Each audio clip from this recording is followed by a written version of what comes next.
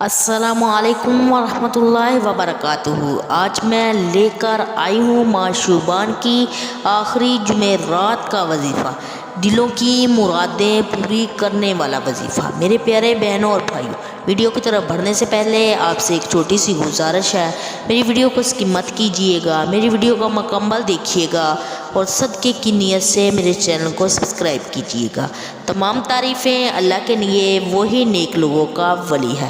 میں گواہی دیتی ہوں اللہ کے سوا کوئی معبود برحق نہیں، وہ اکیلا ہے، اس کا کوئی شریک نہیں، اور میں یہ بھی گواہی دیتی ہوں حضرت محمد صلی اللہ علیہ وآلہ وسلم اللہ کے بندے اور اس کے رسول ہیں۔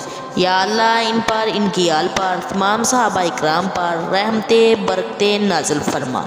سیدہ حفصہ شفیق چینل کے پیارے بہنوں اور بھائیوں، آج کی ویڈیو میں ہم آپ کو ایک صفاتی نام کا وظیفہ بتانے جا رہے ہیں جو اس اسم مبارک کو اپنی انگلیوں پر رات کو سونے سے پہلے پڑھے گا تو اس کی قسمت بدل جائے گی۔ اس اسم مبارک کے بہت سے معجزات ہیں، جس میں کچھ معجزات کا ذکر میں آج کی ویڈیو میں کروں گی۔ جس نے اس کو آزمایا ہے اور معجزات پایا ہے، اس اسم مبارک کی برکت سے ہر مشکل کام ہو جائے گا۔ جس مقصد کے لیے اسم مبارک کو پڑھا جائے گا وہ مقصد پورا ہو جائے گا۔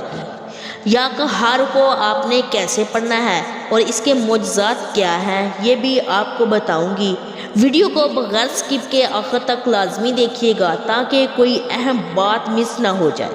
پیارے بہنوں اور بھائیوں، حدیث پاک کا مفہوم ہے اس کائنات کے تمام انسان ایک میدان میں اکٹھے ہو جائیں گے۔ حضرت آدم علیہ السلام سے قیامت تک تمام انسان موجود ہوں گے، اور پھر یہ کوئی اللہ سے اپنی چاہت کے مطابق سوال کریں گے۔ اللہ رب العزت ہر چیز پر قادر ہے، ہر ایک کی پکار کو ایک وقت میں ہی سنتا ہے۔ اللہ کے خزانوں میں ذرا سی بھی کمی نہیں۔ سبحان اللہ، یہ ہے شان رب کائنات کی جو تمام جہانوں کا خالق و مالک ہے۔